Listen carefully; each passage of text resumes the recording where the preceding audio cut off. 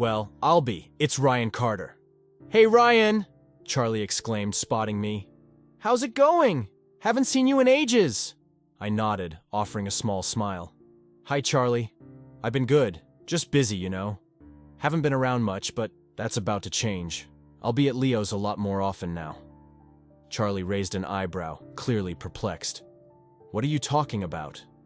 I pulled up a chair at his table. Get me a beer and I'll tell you a story, I said with a grin. Once the beer arrived, I took a sip and began. You won't believe this, but something happened that I'd have bet against. I got scammed. You know I've always had my choice of women at Leo's, right? Well, I met one who stopped me in my tracks. She wasn't like the others. She captivated me, making me forget all the rest. She was here about 4 months ago with some other women I knew. Julie, one of the girls at the table, walked over and said hello. I was hoping for an introduction to the woman who'd caught my eye. I held up my empty bottle, and Charlie ordered another round. What was so special about this one? You've always had plenty of options, Charlie remarked. I grabbed the fresh beer as the waitress placed it down. After a few sips, I answered. She was tall, about 5'9", slender, with that long auburn hair I adore. Her blue eyes could bore right through you if she wanted. I guess she wanted to get to know me because, from the moment I sat down, she never took her eyes off me. This should be my last beer, I thought. Another one will lead to an all-nighter.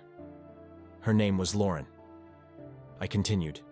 We shook hands, and I felt, I don't know, a spark. From that moment, I was smitten. It didn't matter what other women I'd known. Wait, you fell for this Lauren right away? Charlie asked incredulously. Yeah, hooked from the first minute. Funny, considering my experience, you know? Anyway, I told her my name is Ryan Carter.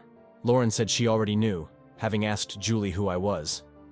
As I spoke to Charlie, I reflected on what happened after introductions. Charlie's assertion that I usually had my pick of women was true.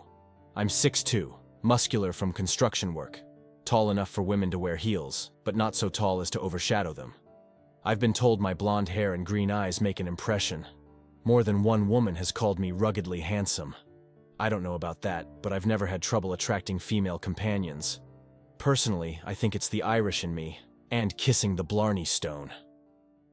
I seem to have a way with words and am not afraid to approach women. Lauren and I talked most of the evening, danced a few times, getting to know each other. I noticed a band of lighter skin around her ring finger. Picking up her hand, I pointed to the telltale signs of a recently removed ring.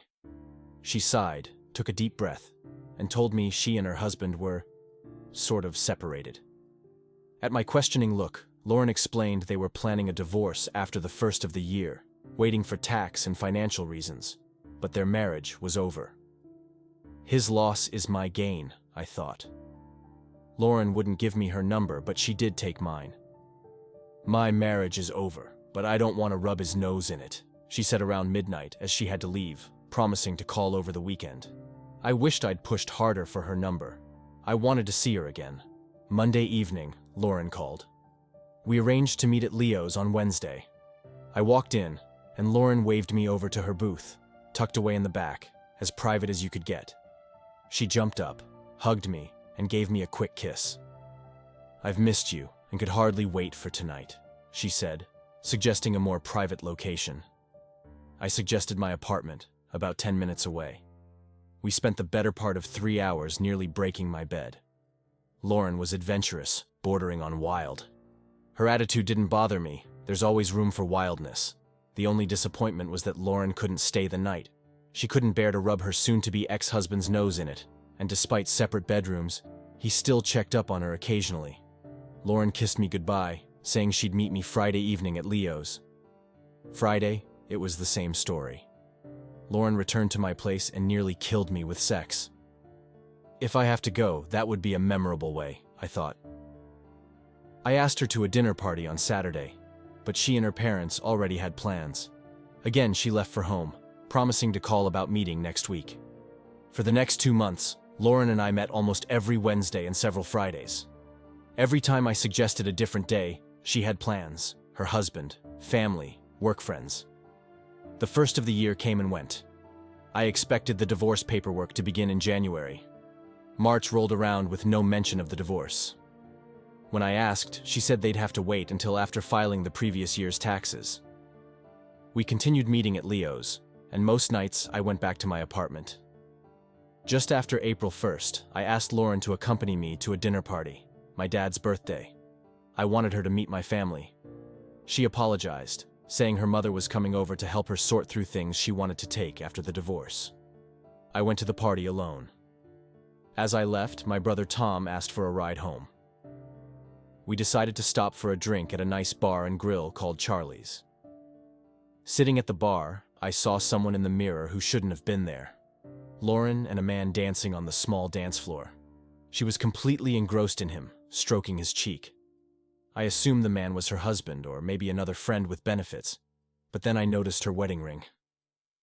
I motioned to the bartender. "I think I know that guy, but I'm not sure," I said.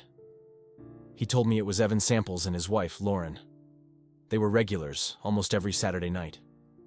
I thanked him, saying he wasn't the guy I knew. Tom saw my face and asked what was wrong. I managed a rueful smile. "I just found out I was being played," I said. He looked at Lauren and Evan. "I'll tell you about it later," I said. He downed his drink. "We should leave. I really don't want to go to jail tonight," he said. I smiled and walked out with him.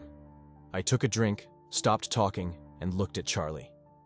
"Damn, that's quite a story," Charlie said. "You fell for it," I nodded. "What are you going to do?" he asked. "It's Saturday night, and if that bartender was right, Lauren and her husband will be at Charlie's tonight. Tom's meeting me there in about an hour, and I'm going to have a talk with Lauren and her husband," I replied angrily. "You going to beat him up?" "No, nothing like that. He hasn't done anything wrong. It's all on Lauren. Why does your brother need to be there? If I go alone, there might be trouble. If there are two of us, Evan might just listen instead of fighting," I explained. "I hope so," I said. "I'll go with you," Charlie offered. "I want to see how this ends." I nodded, and we drove to Charlie's. My brother was at the bar when we arrived. Evan and Lauren were at the same table. I worried about her seeing me before I could approach, but her eyes were only for her husband. I got a drink and walked toward them, followed by Tom and Charlie. When we reached the table, Lauren looked up and saw me. I always thought it was just a figure of speech when someone's face turns white, but Lauren's went pasty white, her eyes widening in shock. She was speechless, stammering when she tried to speak. Evan saw his wife's reaction and started to stand. "Don't get up on my account," I said. "I'm Ryan Carter, a friend of Lauren's." Evan looked from Lauren to me, then noticed Tom and Charlie standing beside me. "Look, Evan, I don't want any trouble. That's why these two are with me," I said, pointing to Tom and Charlie. "I've got a few things to say, and I'd like to do it without a fight, if possible." He nodded and sat back down. He wasn't happy, but he seemed willing to listen. Turning to Lauren, I said, "Evan's a good-looking guy. He doesn't look anything like you described him. Not fat, obese, sweating like a pig, or dressed like a slob. Maybe I misunderstood you." I held up my hand as Evan started to interrupt. "A few more things, Evan. Then I'll be done," I said. He hesitated, then nodded. "I notice you're wearing your wedding ring this time, Lauren. What was it you told me?" "Oh yeah, you said you couldn't stand to wear it because it reminded you of your husband." "Ryan, please don't," Lauren began, but I spoke louder, continuing. "I heard you tell Evan you loved him as I was walking over. Things at home must not be as bad as you told me last Saturday night. You were so wrapped up in Evan that you didn't even notice me at the bar, did you?" Tears streamed down Lauren's cheeks. She shook her head no. "Evan, what does Lauren do on Wednesdays and Fridays? At least, what does she tell you she's doing?" "On Wednesdays, she spends time with her mother, and sometimes on Fridays she meets co-workers for dinner and drinks," he replied, looking at Lauren. I could see suspicion growing in his eyes. "That's what she told you," I said, not waiting for an answer.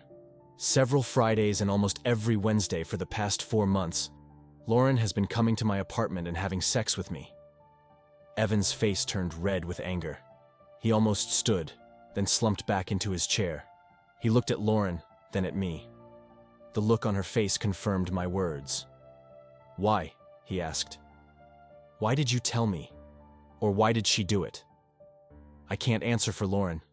But for 6 months, she's been telling me you two were getting a divorce, that she was staying with you for tax and financial reasons.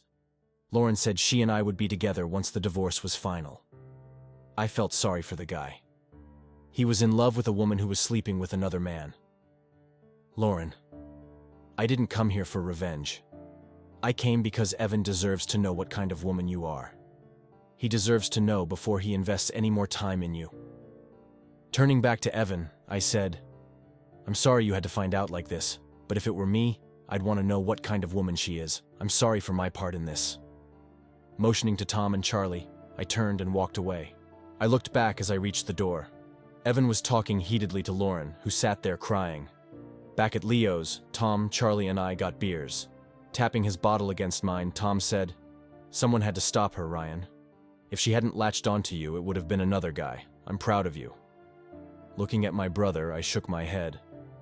I'm so screwed, I said. Why? Tom asked. I'm still in love with her, I replied. It had been 3 weeks since I confronted Lauren. Ryan Carter, I thought. Time to get back to life. I have to admit, I was falling in love with Lauren. But even though I felt good about exposing her, or rather, her and her husband Evan, I still went into a funk. That first week was the toughest. Missing work, sitting at home, feeling hurt and sorry for myself. Going back to work the second week was the best thing I could have done. At least I didn't think about Lauren for a few hours. You can't operate heavy equipment with your mind elsewhere. This week has been the best so far. I realized I was better off without Lauren. It was only a matter of time before the whole thing blew up. Better now than later. If I'd been with her longer, I would have been truly in love. Hell with this, I said to myself. I'm going to Leo's for a beer or two. The first person I saw was Charlie at the bar, drinking a beer. Good friend, I thought. He'd gone with me to confront Lauren and protect my back in case Evan got out of line. Charlie hadn't seen me yet, and I snuck up behind him. I motioned to Tina, the bartender, for 2 more beers. I tapped Charlie on the shoulder. When he turned, I slid onto the bar stool beside him. He turned back, saw me, and the beers. Speak of the devil, Charlie said. I was just thinking about you. Yeah, well, here I am, I replied. At least what's left of me. Still moping? Not so much anymore. Think I'm over feeling sorry for myself. Touching bottles, I said, Here's to suckers everywhere, and may I never be one again. We finished our beers, and before I could order another round, Tina set 2 more in front of us. These 2 are on the house, she said. I gave her a questioning look. Thanks, but why? You deserve a break after what happened, Tina replied. Yes, I know all about it. I knew while you were seeing her. Julie told me. She looked at me, as if deciding something. In fact, Julie set you up. Really? I asked. Yep. I didn't think it was my business. I mean, you were running around with a married woman. Why would Julie do that? I thought we were friends, or at least not enemies. She told me you were getting what you deserved for tossing her aside, Tina said, pausing. I didn't know about the scam Lauren was pulling on you, though. She smiled. Hence the free beer. Just don't expect any more, okay? I never tossed Julie aside, I replied, defending myself. We went out 2 or 3 times, but she wanted a relationship leading to marriage, and I wasn't ready. In fact, she mentioned marriage on our 3rd date. I told her I liked her, but I wasn't ready for that kind of commitment. Taking a sip of my beer, I added, We kissed and hugged goodbye that night, and we didn't date again. I had no idea she was upset. I mean, she was always friendly when we ran into each other. I guess she wasn't as okay with your decision as you thought, Charlie said, nodding at Tina. He ordered 2 more beers. Toasting Charlie, I heard from behind me, Can I talk to you for a minute? Turning, I saw Evan, Lauren's husband, and 2 large men behind him. What do you want, Evan? Outside, if you're willing. This needs to be a private conversation, he suggested. I guess Evan wants some payback, I thought, as I stood and nodded toward the back door. No need to break up Leo's, Charlie said, standing to follow. Stay here, Charlie. This is on me. You shouldn't get involved. Turning to Tina, I said, Give him another beer. I'll be right back. At least I hope so, I thought. Outside, behind the bar, I put my back to the wall, facing the three men. Evan stood about 6 feet away, flanked by his friends. I knew I could take Evan one-on-one. He was 6'2", like me. But I outweighed him by maybe 15 pounds. He had blonde hair and light-colored eyes, like me. Maybe that's what attracted Lauren, I thought. Evan was in decent shape, but the gym type. I worked construction. My muscles were from hard work. I had no doubt I could handle Evan. It was his 2 friends that were the problem. Bob and Sam, I found out later, were huge, both over 6'6", and probably weighing 600 pounds between them. Big, mean-looking, and clearly good friends with Evan. "Okay, let's get this over with," I said, putting my hands up in a fighting stance. "Get what over with?" Evan asked. "If you want a piece of me, let's party," I replied. Evan smiled. "You've got it all wrong, Ryan. I just want to talk." Feeling foolish, I stood straighter. "About what?" I asked, looking at him as if he were an idiot. "You and Lauren. What about these two?" I was still suspicious of his motives. "Remember when you confronted me at my table?" I nodded. "You had 2 guys with you because you wanted to talk to me and didn't want any trouble. Well, I brought Bob and Sam for the same reason. I came to talk to you and didn't want you to go ballistic on me," Evan explained. "Okay," I said, relieved I didn't have to fight Bob and Sam. "What do you want to know?" "Tell me about you and Lauren. Tell me about the whole thing." "You sure you want to hear it?" Evan nodded. Then I nodded. "I met Lauren at Leo's one night. She was sitting with Julie, a girl I knew. Lauren looked hot, and I wanted to meet her." I paused to see Evan's reaction. He didn't react, so I continued. "Julie introduced us, and we hit it off. I just found out Julie set me up, but that's another story." I stopped for a moment. "Look, if we're not going to fight, let's go back inside and get a beer," I suggested. The 4 of us went back inside and sat in a private booth. I signaled Tina for a round of drinks, and Charlie brought them over and joined us. I made introductions, and Charlie sat up straight, puffing out his chest, trying to look tough. "Take it easy, Rambo," I told him. "It's all good. Evan just wants to talk." Charlie slumped back, relieved he didn't have to face Bob and Sam. Turning back to Evan, I explained dating Lauren, admitting I'd gotten suspicious about only seeing her on Wednesdays and Fridays. I weighed whether to say more. He could tell I was thinking and waited. "Oh, what the hell?" I thought. Like I said, I was suspicious, but I accepted her reasoning. She said that although you guys were essentially separated, she wouldn't feel right rubbing your nose in the fact that she'd moved on and found someone else. Shaking my head, I said, "What a crock." "I thought she was being kind and considerate," I added, hesitating. But the real reason I believed her was that I'd fallen in love with her. Evan was quiet for a minute. "She's an easy one to love," he agreed. "I trusted her visits to her mother and outings with work friends for the same reason I loved her. So it's really none of my business, but where are you guys at now?" It was morbid curiosity on my part. Evan gave me a small smile. "For the last 3 weeks, things have been tense around our house. She's been apologizing, saying all the things you'd expect. It was only a fling, only sex. I'm the one she loves, and you don't mean anything to her." He looked at me after that last part, then smiled. "Sorry, but that's what she said." I returned his grin. "That's okay.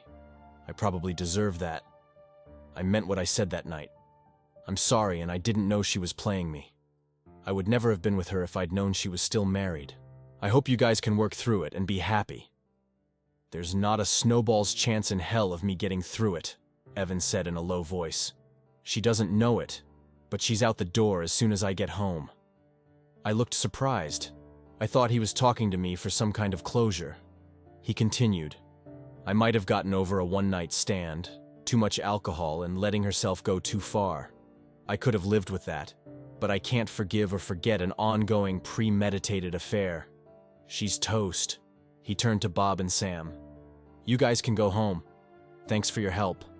I'm going to have one more drink with Ryan. Then I'm going to throw her out the door."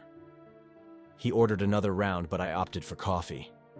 "I've been drinking too much lately, and I don't want to spend another night hugging the porcelain throne," I explained with a grin. "Yeah, I know what you mean. I've had a few of those nights over the last 3 weeks. We talked for another 5 to 10 minutes.